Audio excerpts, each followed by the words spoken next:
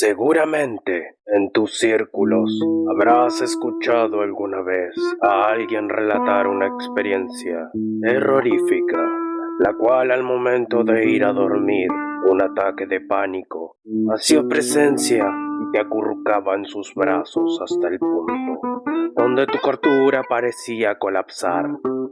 Escondido bajo la cobija, te sentías protegido. Pero de repente comenzabas a rogar, sabiendo que lo que allí estaba era algo de lo cual no podías escapar.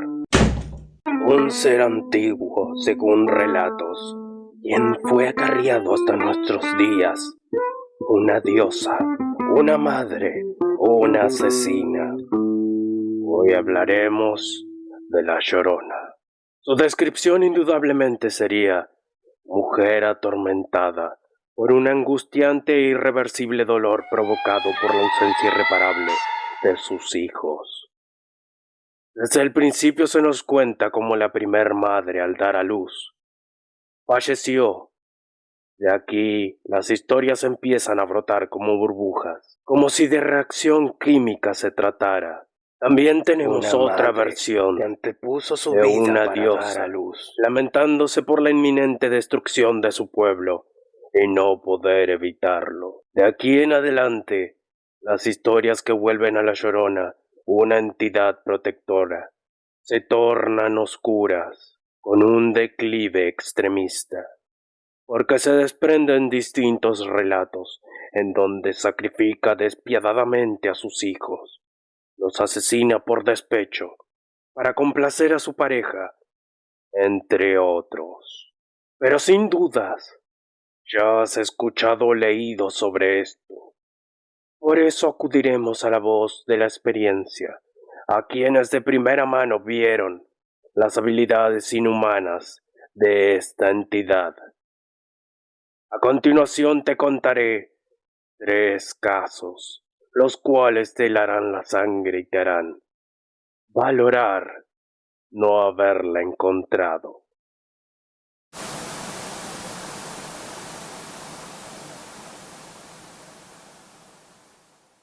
Una niña alegre, de entre unos 8 y 10 años, vivía en un rancho junto a los padres y hermanos.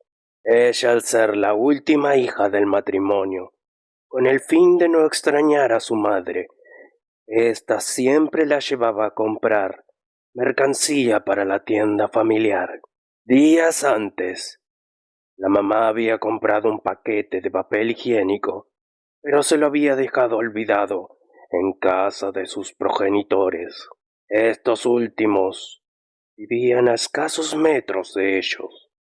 Entonces la madre le pidió que vaya por el papel antes de emprender el viaje. La nena era demasiado miedosa, como la mayoría de los chicos a esa edad. El horario no ayudaba demasiado. Solo eran entre las 4:30 a 5 am. Los misterios de la noche se encontraban ocultos, aún despiertos esperando entre penumbras el cumplimiento de todos los requisitos para develarse. La pequeña recordó a la gente del pueblo, quienes se despertaban temprano, y así logró tranquilizarse, cuando de repente vio una persona de blanco, muy lejos, acercándose en su dirección, y se sintió más aliviada, ya que todos los vecinos del lugar la conocían. Solo un parpadeo de ojos le bastó para saber lo apresurado del análisis. El rostro repentinamente se le deformaba en una mueca de horror, al ver cómo eso se le acercaba velozmente. Es decir, ni tú, ni yo, ni el mejor corredor del mundo podría siquiera acercarse con la rapidez que se aproximaba a esa cosa, la cual ya no parecía tan humana. Y de pronto tenía ese ser justo de frente. Flotaba, no poseía pies y tampoco cara. Esto le activó en la cabecita todas las señales de alerta.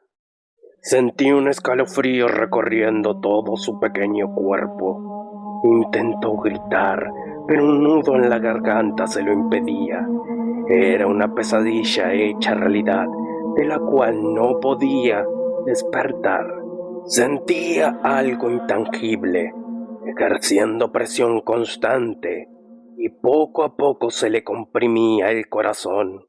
Percibía una fuerza invisible de negatividad rodeándola y adentrándola a un reino oscuro. Mil pensamientos pasaban por su mente, entre ellos el amor de aquellos junto a los que vivía. Esto la hizo despabilar y ante el inminente peligro corrió, tan rápido como sus piernitas se lo permitieron, sin detenerse. El frenético ritmo del pulso le retumbaba en todo el cuerpo como si de olas embravecidas se tratara. Cuando llegó casi asfixiada, los familiares observaron el semblante descolorido y aterrado con el que se presentaba delante de ellos. No respondía. Los padres le arrojaban una y otra pregunta. La niña no se inmutaba. De mirada fija en un punto perdido, agitaba con movimientos bruscos y cortos la cabeza. Estaba completamente paralizada por esa experiencia paranormal. La familia preocupada buscó algún indicio fuera de la casa, algo que haya visto a la pequeña. Fue en vano. No encontraron nada. Muchas horas pasadas, se recuperó y contó lo sucedido.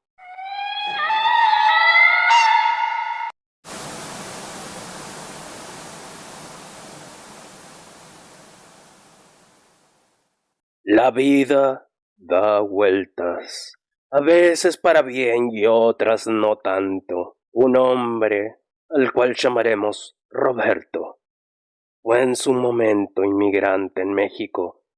Por distintas circunstancias acabó en situación de calle. Otrora, médico, políglota y hasta músico. Sustentaba sus días como músico callejero, recolectando chatarra y con la ayuda de los transeúntes que le regalaban comida. Él no conocía la mitología del país en el cual ahora residía, y mientras caminaba bajo un sol que se despedía, empezó a buscar lugar donde dormir. Las estrellas lo sorprendieron de repente cuando disponía ordenadamente algunos cartones sobre el banco del parque donde frecuentaba. Cada vez menos vehículos circulaban. El susurro del viento y algún sonido de animal era la pista musical. Roberto, acomodado en su improvisada cama, observaba la parpadeante farola en la vereda de enfrente. Agotado y dispuesto a dormir, escuchó algo que lo hizo caer del banco. Un gélido frío recorrió cada una de sus vértebras. En ese instante, dejándolo perplejo, le rompió un insondable temor de muerte. ¿A qué se debía este cambio repentino en la atmósfera? De detrás de lejanos árboles emergía una figura femenina, de largo vestido blanco, flotando y gritando. Roberto sentía como sus tímpanos explotarían si no se alejaba. Agarró rápidamente algunas cosas y corrió despavorido del lugar. Así llegó a un laberíntico callejón, el cual estaba dividido del otro lado por alambrado. Roberto no se lo pensó dos veces y lanzó las pocas pertenencias sobre esa estrecha división de 2 metros aproximadamente. Luego trepó el alambre. Al pasar su segunda pierna, le atravesó el pantalón y la piel, para luego enterrársela en la carne. Las lágrimas empezaron a brotarle mientras apretaba sus labios uno con otro. Eso se acercaba. Sabía que no podía quedarse ahí más tiempo. Miraba hacia adelante y detrás mientras colgaba como trozo de carne en un frigorífico. El grito de este pobre hombre resonó haciéndose eco cuando caía desde lo alto. Con la sangre chorreándole, se alejaba cojeando Frente a él encontró un edificio abandonado y saqueado. Al entrar, las paredes estaban desgastadas. Ninguna de las habitaciones poseía puerta. Se dirigió a la habitación más cercana. Tomó los trozos de madera, vidrio, chapa y colchón para moldarlos contra el portal de entrada a ese cuarto. Otro grito lo dejó aturdido. Sonó tan cercano que al girar lentamente su cabeza, creía que allí terminaba todo. Para suerte de él, no había nada. Aún así se quedó ejerciendo presión sobre esa improvisada puerta toda la noche.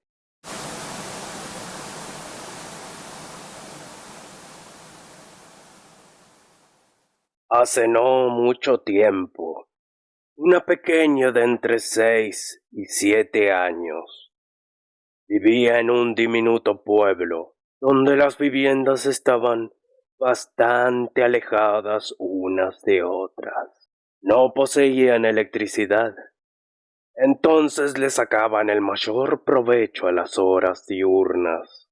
Aunque eran pocos habitantes, los ruidos que habituaban oírse al anochecer, por demás extraños, no venían desde los hogares.